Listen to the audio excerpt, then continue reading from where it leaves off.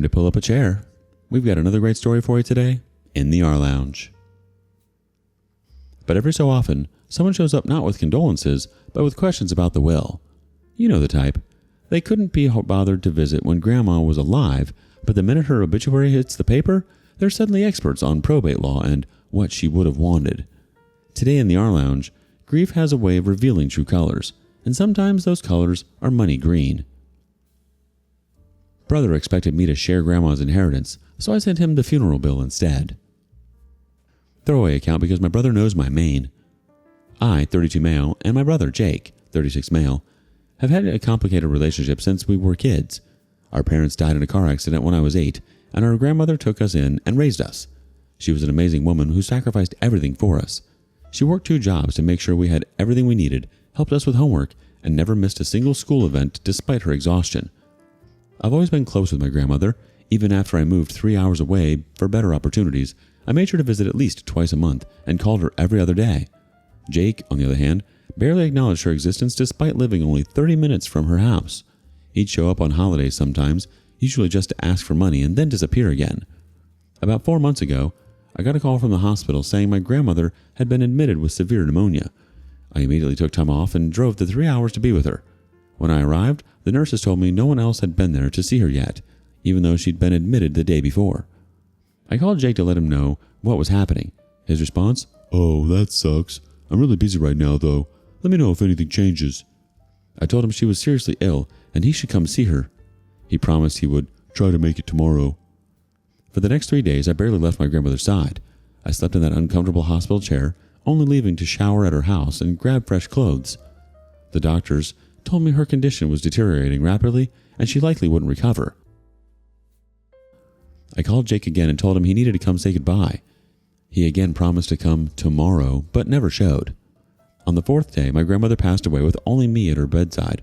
I held her hand as she took her last breath. It was peaceful, but I was devastated. I immediately had to handle arrangements with the funeral home, pick out a casket, and deal with all the paperwork. 2 hours after she passed, guess who finally showed up? Jake. He made this big scene in front of the nurses, crying loudly and acting like he was completely devastated. As soon as we were alone, the first words out of his mouth were, "So, did she have a will? What happens to the house?" I was disgusted but not surprised.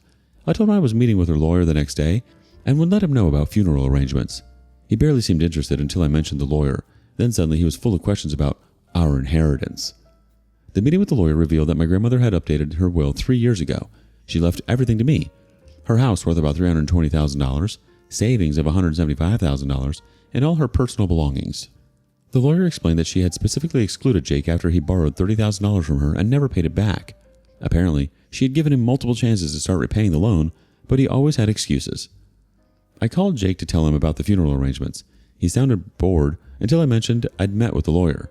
Then he immediately perked up and asked, "How much did she leave us?" Not how much did she leave me, but how much did she leave us? I told him I'd discuss it with him after the funeral. The funeral was a small affair with just family and close friends.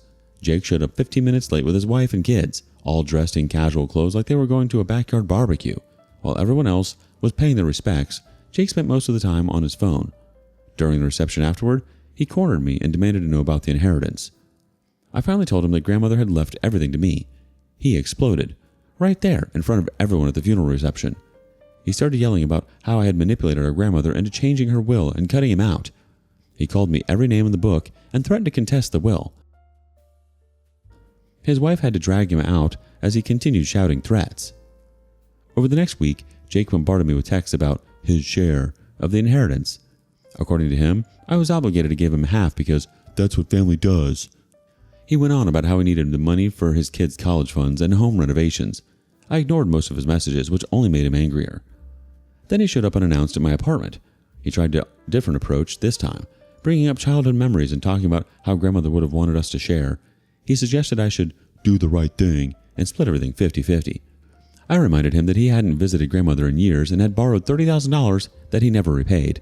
He claimed he was planning to pay her back, but was just busy with life. When I didn't budge, he started calling me selfish and greedy. The argument escalated until I had to threaten to call the police to get him to leave. A few days later, I received a letter from Jake's lawyer threatening to contest the will. The lawyer claimed our grandmother wasn't of sound mind when she made the changes.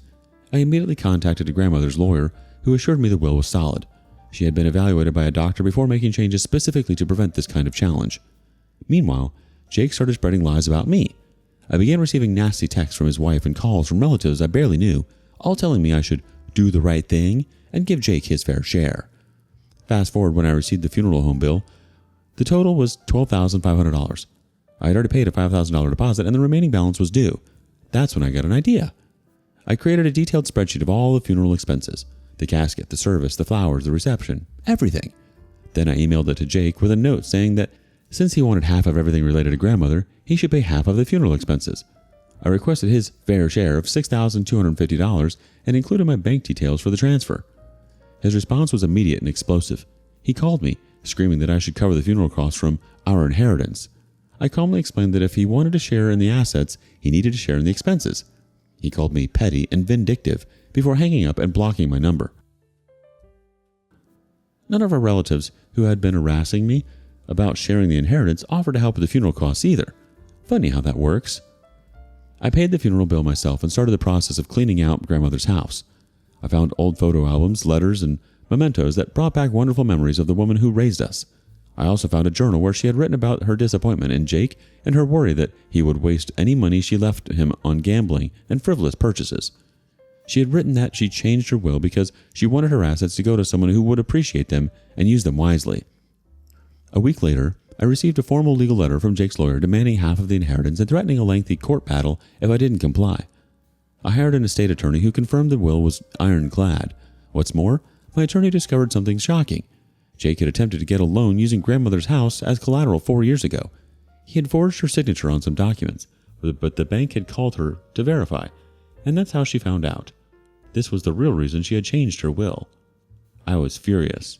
Not only had Jake borrowed money he never intended to repay, but he'd also tried to steal her house from under her. My attorney sent a cease and desist letter to Jake and his lawyer, including evidence of Jake's attempted fraud.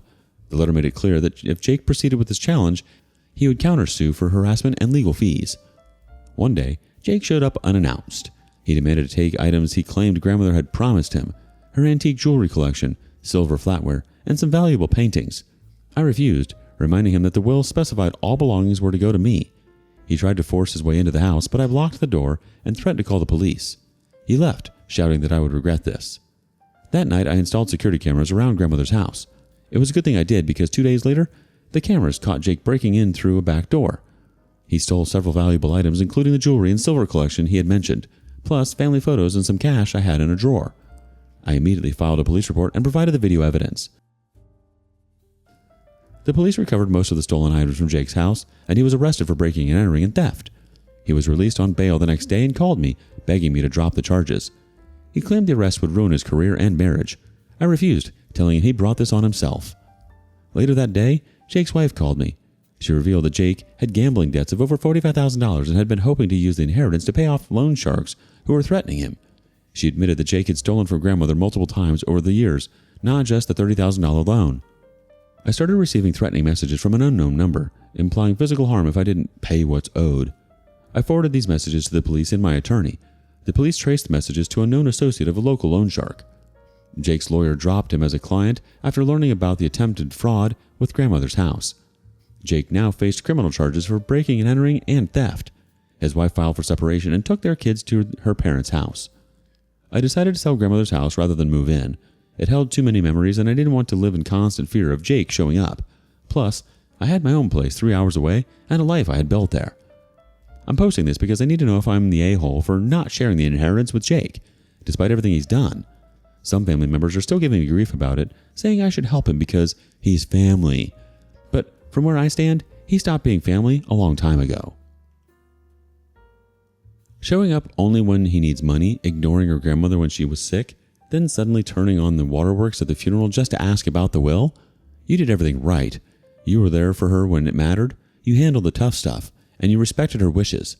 Jake's idea of family sounds more like a get-rich-quick scheme with zero loyalty or decency. Honestly, you owe him nothing. Update. The house sold quickly for $345,000, actually above asking price due to the hot real estate market. I donated $25,000 to grandmother's favorite charity in her name and used another portion to pay off my student loans. I invested the remainder for my future. Jake's trial was quick. He pleaded guilty to reduced charges of trespassing and theft in exchange for 18 months probation and community service. He was also ordered to pay restitution for the damaged property. His wife filed for divorce, citing his gambling addiction and constant lying as the reasons. Shortly after his sentencing, Jake lost his job due to his criminal record. His loan shark problems worsened, and he showed up at my apartment one night looking absolutely desperate. His face was gaunt, and he had clearly lost weight. He broke down in my living room, admitting he had hit rock bottom. He begged me for money just to get the loan sharks off his back. I refused outright. I told him his problems were entirely self-inflicted and not my responsibility. He had stolen from our grandmother while she was alive, tried to steal her house, attempted to contest her will, broken into her house after her death, and stolen her possessions. Why should I give him a cent after all that? He sent me a barrage of threatening texts afterward, claiming the loan sharks would come after me next as family. I forwarded these messages to the police and my attorney and filed for a restraining order against him. A week later, I received a call from a hospital. Jake had been severely beaten and was in the emergency room. They called me as his emergency contact. I informed them that I would not be responsible for any medical bills and that they should contact his ex-wife instead. I refused to visit him in the hospital. His ex-wife called me the next day begging me to help with Jake's medical bills. I firmly refused, telling her that Jake had made his choices and now had to live with the consequences. She became verbally abusive, calling me heartless and cruel. I blocked her number after that call. I later received a letter from the hospital billing department seeking payment for Jake's treatment. My attorney sent a response clarifying that I had no legal obligation to pay for my brother's medical care. I learned through the grapevine that Jake had been discharged and was living in a homeless shelter. Some of our distant relatives started contacting me after hearing Jake's version of events, that I had stolen his inheritance and left him destitute. I sent a mass email to the family with a copy of the will, evidence of Jake's $30,000 unpaid loan, and documentation of his attempted fraud with grandmother's house. I recently heard that Jake fled the state to escape his loan shark problems. Apparently, he's living in his car somewhere in the next state over. As for me, I've used a portion of the inheritance to start a small business I've been dreaming about for years. I've also created a memorial scholarship in my grandmother's name at the local community college she's always supported.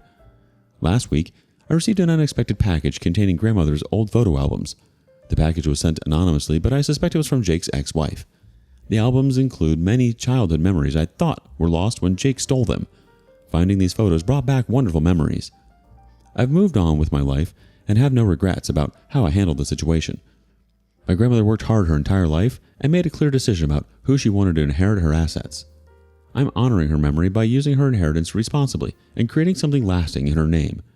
Jake dishonored her in life and in death, and that's something I can never forgive. You absolutely did the right thing by standing your ground and protecting yourself, OP. It sucks when family drama gets this messy, especially with people spreading lies, but you kept things clear and honest, which is all you can do. The photo album's coming back to you? That's a really nice touch. Like a little piece of good stuff through all the chaos. Hope your new business takes off and the scholarship helps a lot of people. You deserve some good things after all that. Have you ever had to cut ties with a family member over something really difficult? Thank you for joining us today in the rLounge. Be sure to like and subscribe and hit that notification bell so you don't miss out on our next video. Until next time. And please, put your chair back where you found it.